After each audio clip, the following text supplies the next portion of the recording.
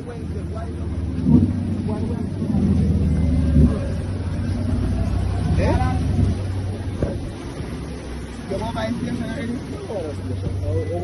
just get a confirmation. The camera show clear she going at me general. Clear. You see me? Right now, tell you the truth, I police them over this right now, my general activity, my general. So, do what you have to do. Come on, here now, that.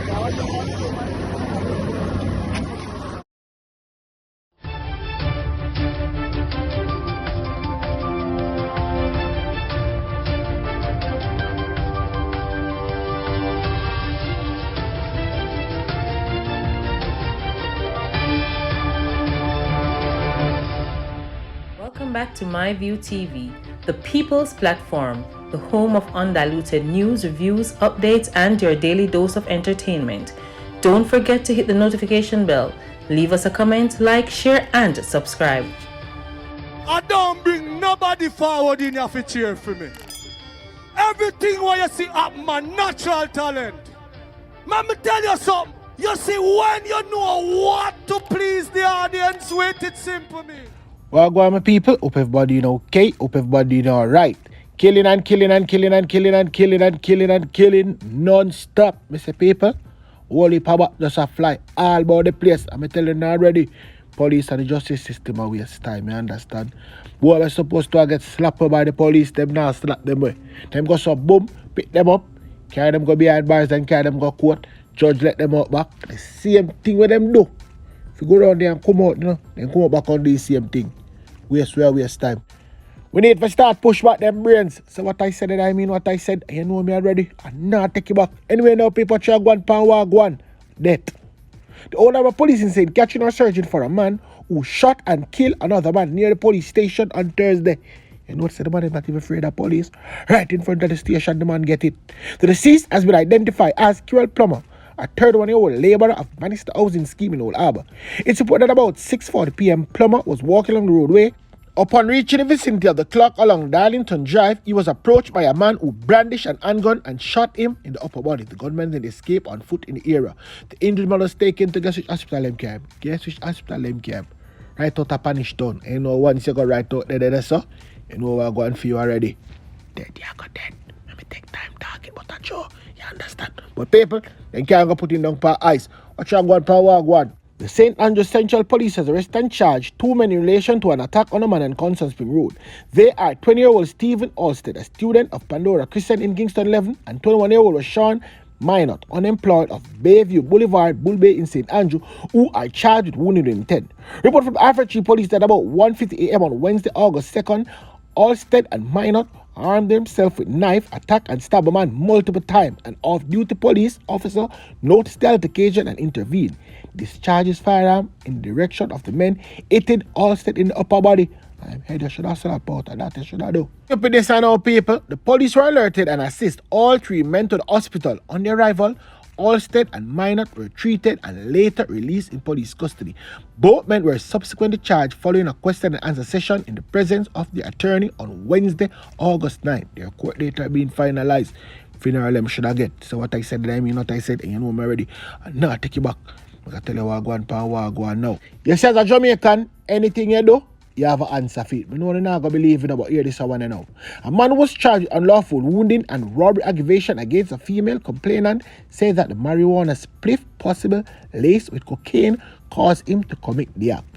It's reported on July 9 at about 10 p.m. the complainant was walking along Waterloo Road in the vicinity of Devon House when the accused, Dalton Haven, approached her armed with a knife and said, "I am HIV positive." Then people really just walk around these days. And I said these things. This resulted in a tussle between the complainant and Avon, who both fell on the ground. Avon reported he used a knife to cut the complainant on her foot and demand her phone, after which he ran from the area. Yeah, the sense of police step down the sense. I know sometimes they believe and sometimes they don't believe. Tell me what think about this one now. An off-duty police officer quickly intervened and apprehended Avon. When cautioned, Avon allegedly said, "Somebody forced me for rob her." Avon pled guilty to charges on Thursday before Senior Parish Judge Lorian Court Montague. "We were at a birthday party playing dominoes. Some weed passed round, and it seems as if one of the marijuana we did a smoke was laced with cocaine. It gave me to hallucinate, Your Honor. I'm just telling you what I'm saying, people. You understand? I'm just telling exactly what I'm saying. I was on my friend's bike and he told me that I was doing some silly things that almost caused us to crash. He pulled over and I came off the bike. I don't know what came over me, even sure. Your Honor, I think I have a drugs problem, as this is the cleanest I've ever been. I am shameful of my actions and my behavior. I slap him, should I get slap, you know? This was very brazen. You held a knife to the complainant, said certain things, and she and her friends had to fight you off. This is quite a bit, Cole Montague said. The defendant was then made the subject of a fingerprint order and remained in custody. Don't remember yet before him come back. You understand? Yeah, go see court, that is. Anyway, more news. A corporate area man was released from custody a month ago, was on Thursday sentenced to 2 months imprisonment after he pled guilty to simply larceny. Christopher Curry was immediately recognized by senior parish judge Lauren Cole Montague as he walked from the holding area into the prison docks of the Kingston and St. Andrew Parish Court. Christopher Curry, don't I know you? The judge quizzed. Yes, Your Honor, the defendant responded, sharing that he had been released from prison last month. Howie, who has previous conviction, admit to stealing the complainant's phone in New Kingston after begging him for a call on July 6th. The 27-year-old is alleged to have said on caution, "Officer, me have the phone and me nah give him back. When me go court, me I go tell the judge, say, him nah get back the phone." Explain that he took the complainant's phone because he owed him money from a hotel where they were staying. Yeah, the hotel man, about $3 a day for the place and him no want pay, so the man want throw him out. Cowie told the judge, adding that he has been homeless for 9 years. Judge Cole Montague, although sympathetic, made it clear that he would have to serve time for the offense. "You were just here before me 3 months ago. You made my job so hard, but I'm not going to send you home today. I have to make you spend time. Maybe not at prison, but now send you to prison. But you have to do some remand," she stressed. "Your Honor, I better you send me a prison and done. Me now go back after 3. Me can't do it. Over there no nice. No police not supposed to come in your cell and beat you. Me no understand that." How it lament. Serve you right. But them should have rock him up. Me I tell you the truth, but them should rock him up, you know. You understand? Them a boy, you know, easy. See why me telling no people? Don't waste time on them on the them a road. Hangle them bangle once and for all, because them are go around there and come back out and them gonna do the same thing over and over and over again. Anyway, people, watch your go on. A few days of summer still leave. A matter of fact, a few weeks. Parents in Trelawney are reminded to be careful who they ask to supervise their children in the summer. Can't say, me not come tell you no. A matter of fact, I police them really want me to know still, you know. Yes, so listen in. We also have a problem with sexual offences in the parish. There is a significant increase. As a matter of fact, there is a 100% increase in the number of sexual offences in the parish since year start. At this juncture last year, we were at 8 incidents of rape recorded.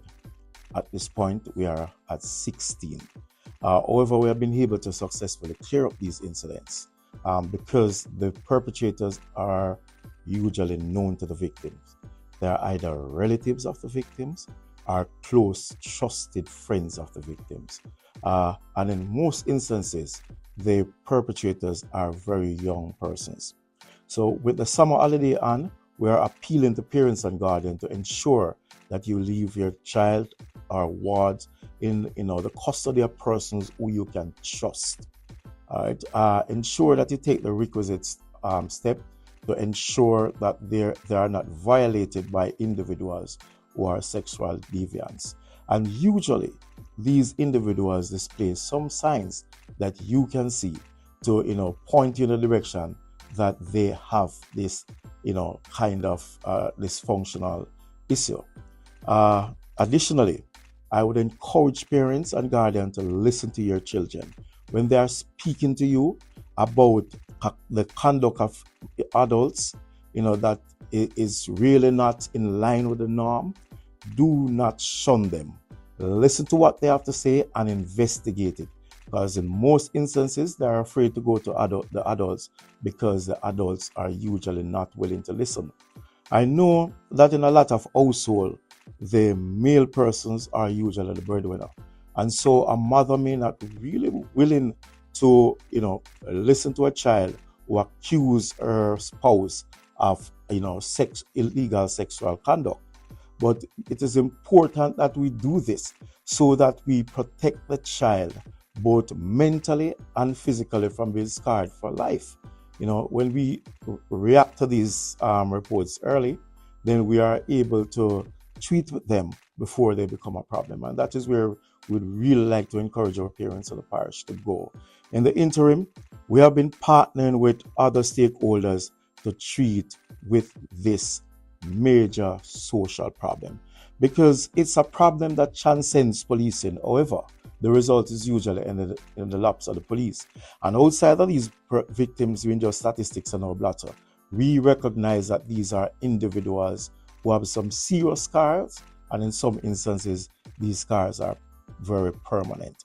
So again, we're appealing to parents, particularly during the summer, to be careful with the person, with how we treat our children and who we leave them with.